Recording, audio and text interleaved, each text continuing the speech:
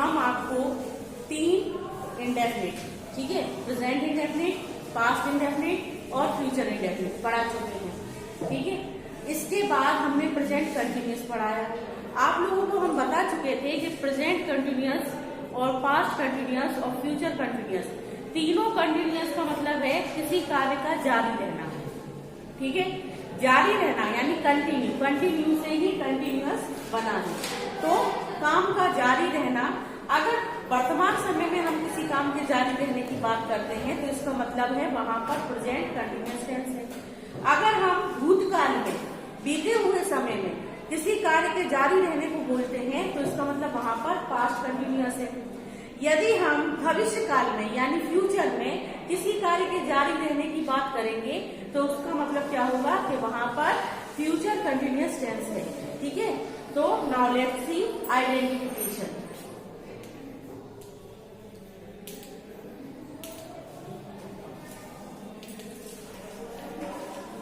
Identification means पहचान। हम कैसे पहचानेंगे कि यहाँ पर पास्ट कंटिन्यूअस टेंस है? जब हिंदी वाक्य की क्रिया के अंत में, हिंदी वाक्य की क्रिया के अंत में रहा था, हिंदी वाक्य की क्रिया के अंत में रहा था,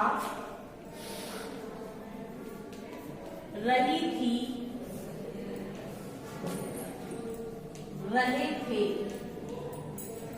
हिंदी वाक्य की क्रिया के अंत में रहा था, रही थी, रहे थे, आदि शब्द आए, आदि शब्द आए, आदि शब्द आए और किसी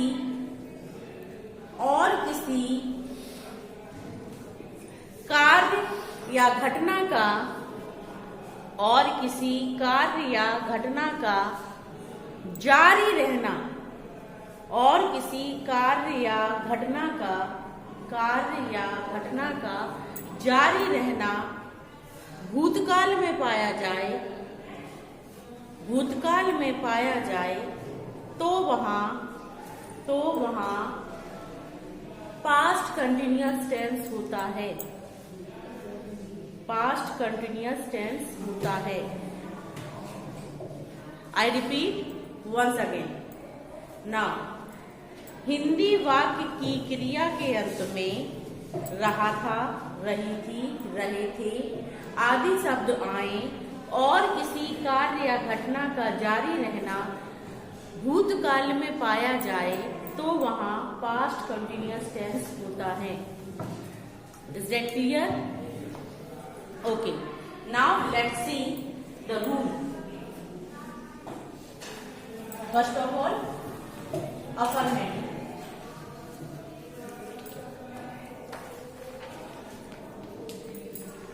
देखिए, first rule is affirmative. Affirmative को हम हिंदी में बोलते हैं सकारात्मक, यानी वह वाक्य जिनमें हाँ की स्वीकृति दिखाई देती है, मतलब हम ना भी नहीं कर सकते और क्वेश्चन भी नहीं कर सकते, तो दैट सेंटेंस इज अफर्मेटिव। जहां पर हम स्वीकृति प्रदान करते हैं हाँ में, तो वहां पर क्या होता है? अफर्मेटिव सेंटेंस होता है। इसको हिंदी में हम सकारात्मक कहते हैं, पॉजिटिव वे, ठीक है। तो यहाँ पर first of all subject, after it helping verb was and verb plus verb की first form plus ING plus object. सबसे पहले हम सब्जेक्ट लिखेंगे, फिर हेल्पिंग वर्ब सब्जेक्ट के अनुसार आएगी, अकॉर्डिंग टू सब्जेक्ट, वॉज और वर्ब।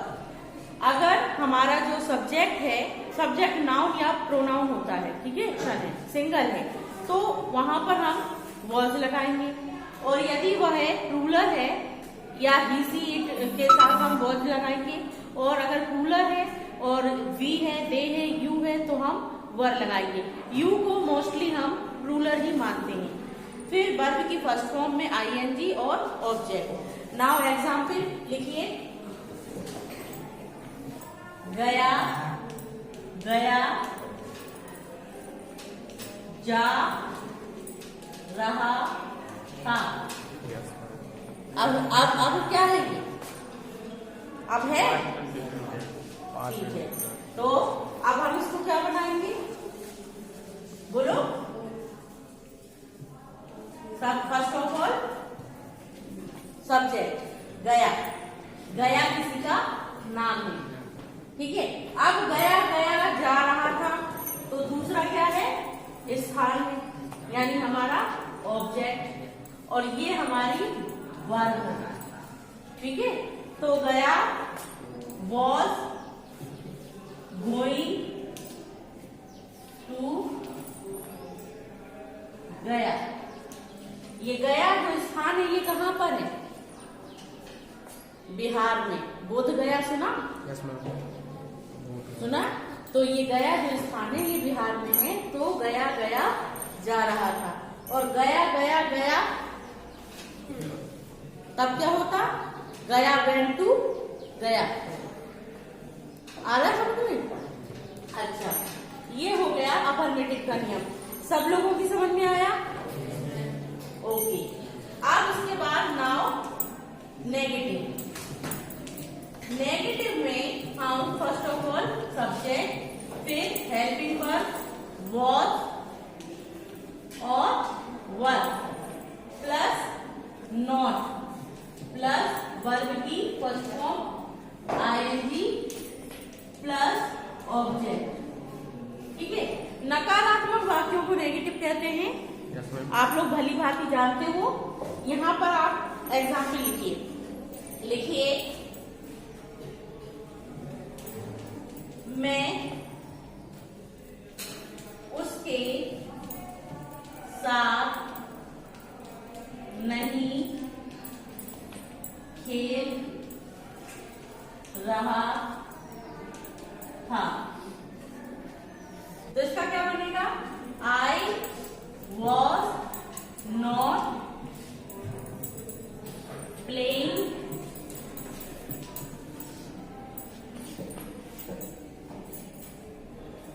With him.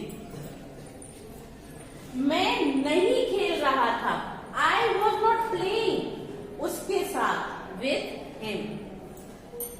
मैं नहीं खेल रहा था उसके साथ, I was not playing with him, ठीक है। चलिए आगे।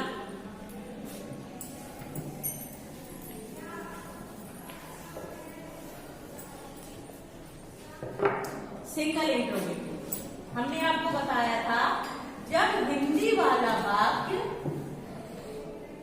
क्या से शुरू होता है तब सिंगल इंट्रोगेटिव का नियम बनता है। और सिंगल इंट्रोगेटिव के लिए हम हेल्पिंग वर्ब को कहाँ ले आते हैं, सब्जेक्ट से आगे।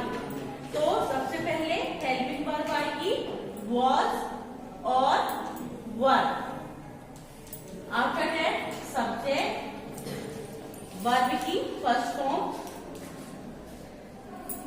आईएनजी और ऑब्जेक्ट क्वेश्चन मार्क, सही। अब क्या आप पढ़ रहे थे? तो यहाँ पर सबसे पहले क्या की इंग्लिश किससे बनेगी, वॉज या वर्ब से। आपके लिए क्या आता है, यू, और हमने आपको क्या बताया था, यू को मोस्टली क्या माना जाता है, रूलर। तो हमेशा रूलर मानने की वजह से उसके साथ हमेशा रूलर वर्ब ही आती है। तो क्या आ जाएगा, वर्ब। तो सबसे पहले क्या, वर्ब, वर्ब यू स्टडी,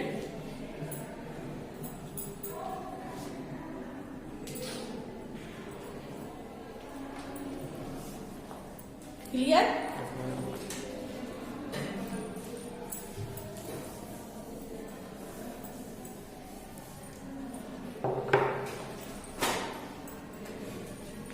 अब double interrogative,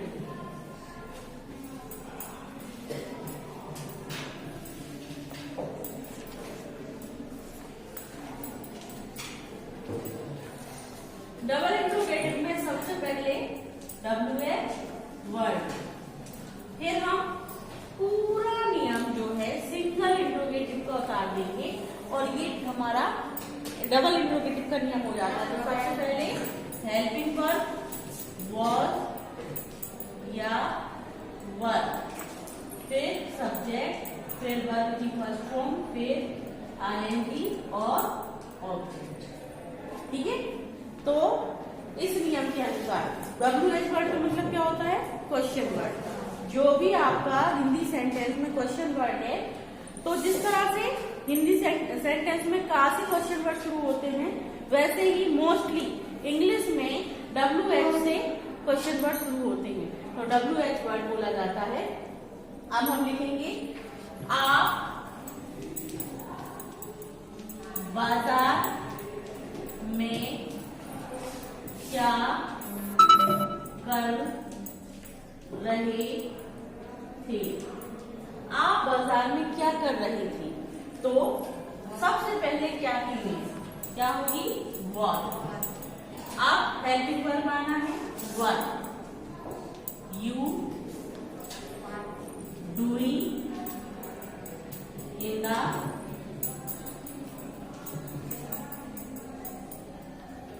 market. What were you doing in the market? आप बाजार में क्या कर रहे थे? कोई आपसे पूछेगा आप घर में क्या कर रहे थे, तब भी what were you doing in the house. अगर कोई पूछे आप मैदान में क्या कर रहे थे, what were you doing in the field. आ रही समझ में? आप लोगों को अगर ये चीज जो हम समझा रहे हैं ये आपको समझ में आती है, तो आप काफी हद तक अंग्रेजी में टॉकिंग भी कर सकते हैं। आ रही समझ में? चलिए इसको नोट डाउन कीजिए। अभी हमने आपको पास्ट कंटिन्यूअस समझाया, हम उसके कुछ एग्जाम्पल आपको समझाएंगे। मैं कल एक पुस्तक पढ़ रहा था, तो मैं पढ़ रहा था एक पुस्तक कल। तो सबसे पहले आई के साथ आएगा वॉज। अब बुक पढ़ने के लिए क्या आता है? रीडिंग। ठीक है, I was reading a book yesterday.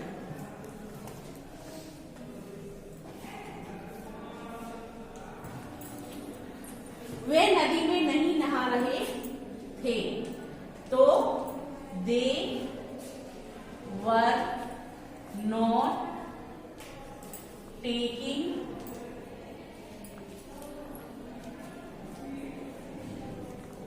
bath in the river। देखिए, अगर बात को अगर नाउन की तरह यूज करते हैं, नाउन की एज ए नाउन, तो टेकिंग वर्ब के साथ बात में ई लगा दिया जाता है, तो ये क्या हो गया? नाउन। अगर हम टेकिंग बात ना लिखें और बात को ही वर्ब की तरह यूज करें, तब ई नहीं आएगा, फिर क्या आएगा? VATHING।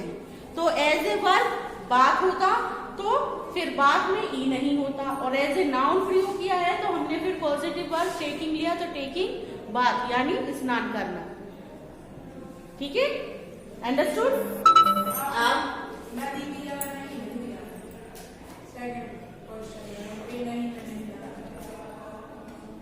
लिखा। फिर क्या अध्यापक कक्षा में पढ़ा रहे थे? तो सबसे पहले क्या की इंग्लिश होगी? अध्यापक एक वचन है, तो was the teacher teaching। कहाँ पढ़ा रहे थे? क्लास में, इन द क्लास। कई बच्चे जब अंग्रेजी बनाते हैं तो क्लास को क्लास रूम लिख देते हैं। क्लास रूम लिखने की आवश्यकता नहीं है, क्लास भी लिखेंगे तो भी सही है। फिर इसके बाद है मोहन को गाली कौन दे रहा था? तो सबसे पहले क्वेश्चन वर्ड आएगा कौन, तो हु। अब हु हमेशा सिंगुलर के लिए आता है, हु हमेशा किसके लिए आता है? सिंगुलर के लिए। तो हु वॉज, गाली देने की क्या होगी? abusing। Who was abusing to Mohan? Who was abusing to Mohan? Understood? Yes, ma'am. Okay. यानी आपको ये नियम अच्छे से आ गए हैं। अब हम आपको एग्जाम्पल में कुछ सेंटेंस देंगे जो आपको एज ए होमवर्क घर से करके लाना है। Okay, note down this.